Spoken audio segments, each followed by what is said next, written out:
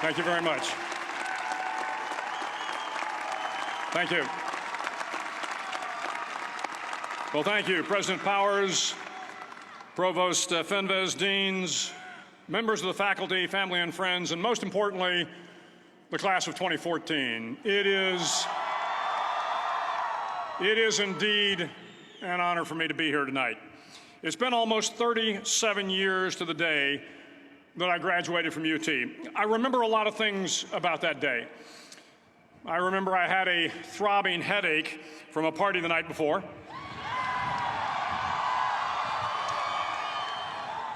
I remember I had a serious girlfriend, who I later married. That's important to remember, by the way. And I remember I was getting commissioned in the Navy that day. But of all the things I remember, I don't have a clue who the commencement speaker was, and I certainly don't remember anything they said. So acknowledging that fact, if I can't make this commencement speech memorable, I will at least try to make it short. So the university's slogan is, what starts here changes the world. Well, I've got to admit, I kind of like it. What starts here changes the world. Tonight, there are almost 8,000 students, or there are more than 8,000 students graduated from UT. So that great paragon of analytical rigor, Ask.com, says that the average American will meet 10,000 people in their lifetime. 10,000 people, that's a lot of folks. But if every one of you changed the lives of just 10 people, and each one of those people changed the lives of another 10 people, and another 10, then in 5 generations, 125 years, the class of 2014 will have changed the lives of 800 million people. 800 million people. Think about it. Over twice the population of the United States. Go one more generation, and you can change the entire population of the world, 8 billion people. If you think it's hard to change the lives of 10 people, change their lives forever, you're wrong. I saw it happen every day in Iraq and Afghanistan. A young Army officer makes a decision to go left instead of right down a road in Baghdad, and the 10 soldiers with him are saved from a close-in ambush. In Kandahar province, Afghanistan, a non-commissioned officer from the female engagement team senses that something isn't right and directs the infantry platoon away from a 500-pound IED, saving the lives of a dozen soldiers. But if you think about it, not only were those soldiers saved by the decisions of one person, but their children were saved, and their children's children. Generations were saved by one decision, one person. But changing the world can happen anywhere, and anyone can do it. So what starts here can indeed change the world. But the question is, what will the world look like after you change it? Well, I'm confident that it will look much, much better. But if you'll humor this old sailor for just a moment, I have a few suggestions that may help you on your way to a better world. And while these lessons were learned during my time in the military, I can assure you that it matters not whether you ever served a day in uniform. It matters not your gender, your ethnic or religious background, your orientation, or your social status. Our struggles in this world are similar, and the lessons to overcome those struggles and to move forward, changing ourselves and changing the world around us, will apply equally to all. I've been a Navy SEAL for 36 years, but it all began when I left UT for basic SEAL training in Coronado, California. Basic SEAL training is 6 months of long, torturous runs in the soft sand, midnight swims in the cold water off San Diego, obstacle courses, unending calisthenics, days without sleep, and always being cold, wet, and miserable. It is 6 months of being constantly harassed by professionally trained warriors who seek to find the weak of mind and body and eliminate them from ever becoming a Navy SEAL. But the training also seeks to find those students who can lead in an environment of constant stress, chaos, failure, and hardships. To me, basic SEAL training was a lifetime of challenges crammed into 6 months. So here are the 10 lessons I learned from basic SEAL training that hopefully will be of value to you as you move forward in life. Every morning in SEAL training, my instructors, who at the time were all Vietnam veterans, would show up in my barracks room, and the first thing they'd do was inspect my bed.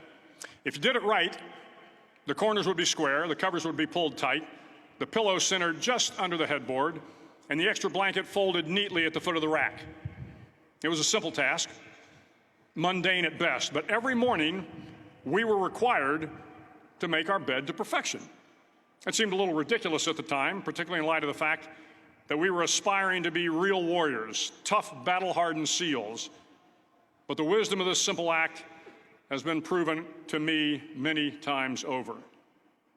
If you make your bed every morning, you will have accomplished the first task of the day.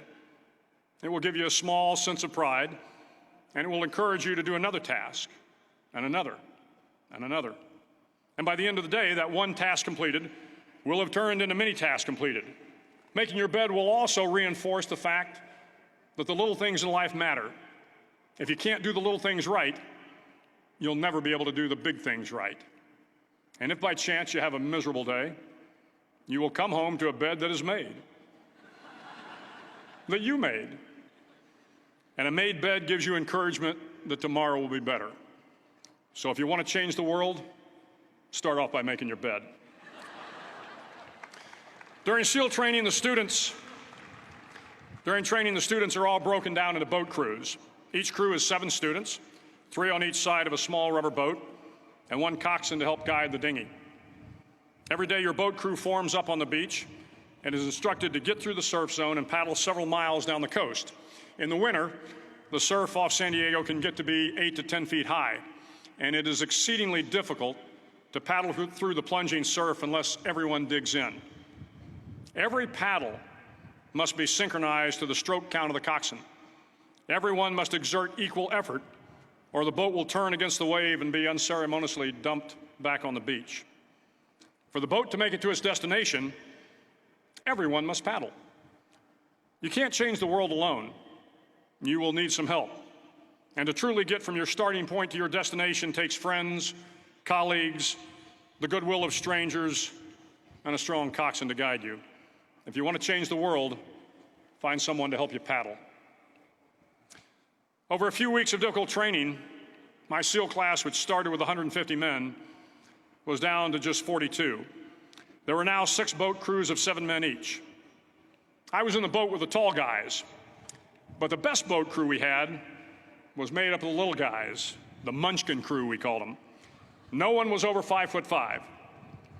The Munchkin boat crew had 1 American Indian, 1 African American, 1 Polish American, 1 Greek American, 1 Italian American, and 2 tough kids from the Midwest.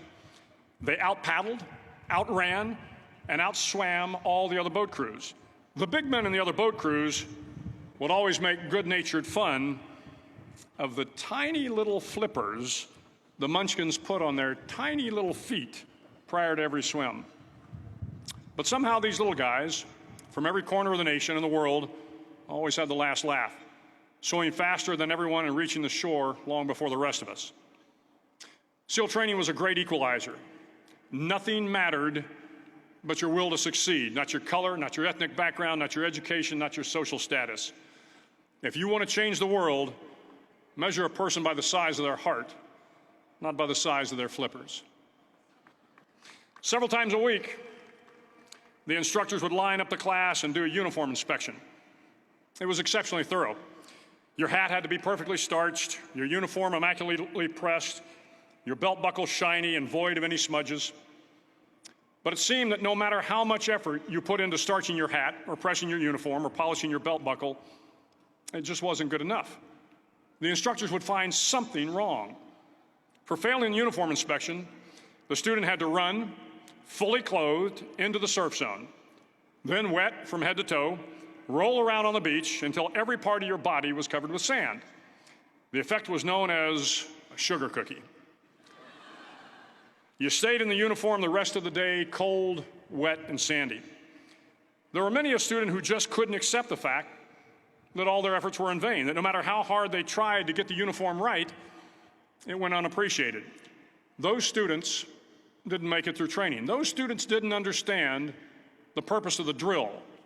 You were never going to succeed. You were never going to have a perfect uniform. The instructors weren't going to allow it. Sometimes, no matter how well you prepare or how well you perform, you still end up as a sugar cookie. It's just the way life is sometimes. If you want to change the world, get over being a sugar cookie and keep moving forward.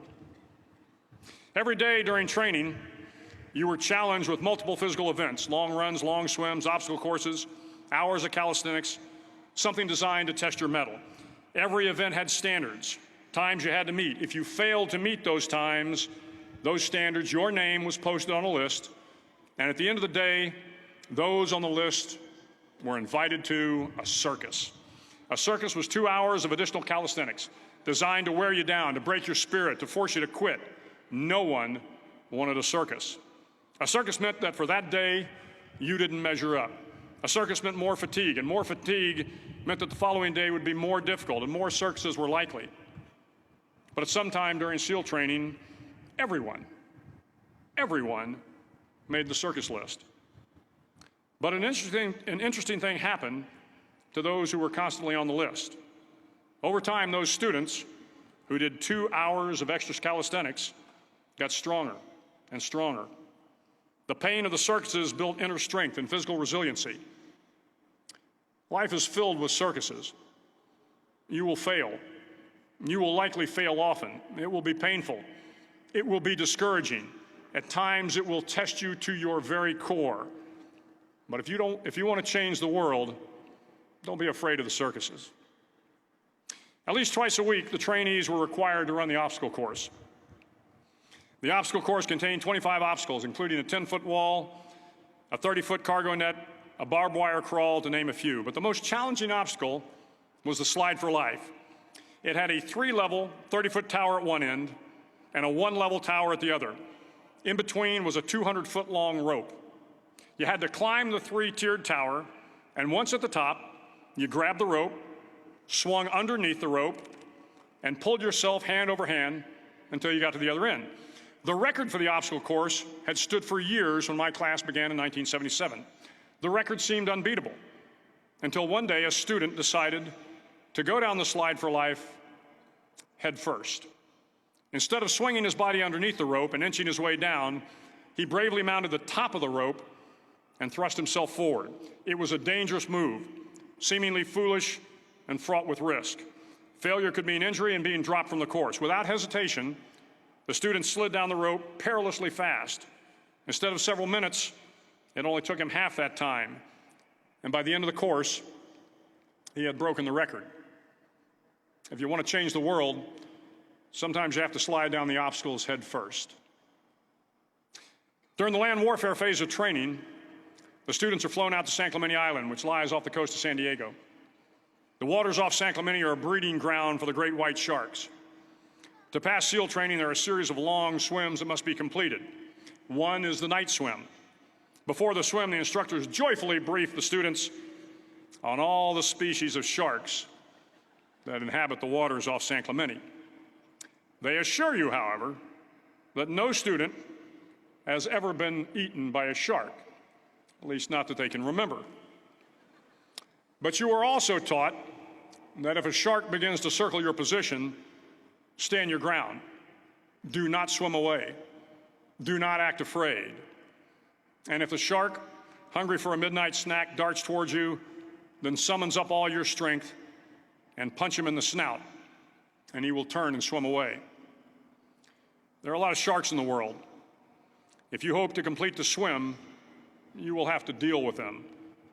So if you want to change the world, don't back down from the sharks. As Navy SEALs, one of our jobs is to conduct underwater attacks against enemy shipping. We practice this technique extensively during training. The ship attack mission is where a pair of SEAL divers is dropped off outside an enemy harbor and then swims well over 2 miles underwater, using nothing but a depth gauge and a compass to get to the target. During the entire swim, even well below the surface, there is some light that comes through. It is comforting to know that there is open water above you. But as you approach the ship, which is tied to a pier, the light begins to fade. The steel structure of the ship blocks the moonlight. It blocks the surrounding street lamps. It blocks all ambient light. To be successful in your mission, you have to swim under the ship and find the keel, the center line, and the deepest part of the ship. This is your objective. But the keel is also the darkest part of the ship, where you cannot see your hand in front of your face, where the noise from the ship's machinery is deafening, and where it gets to be easily disoriented, and you can fail. Every SEAL knows that under the keel, at that darkest moment of the mission, is a time when you need to be calm, when you must be calm, when you must be composed, when all your tactical skills, your physical power, and your inner strength must be brought to bear. If you want to change the world, you must be your very best in the darkest moments. The 9th week of training is referred to as Hell Week. It is 6 days of no sleep, constant physical and mental harassment, and one special day at the Mud Flats. The Mud Flats are an area between San Diego and Tijuana where the water runs off and creates the Tijuana Sloughs, a swampy patch of terrain where the mud will engulf you. It is on Wednesday of Hell Week that you paddle down to the Mud Flats and spend the next 15 hours trying to survive this freezing cold, the howling wind, and the incessant pressure to quit from the instructors.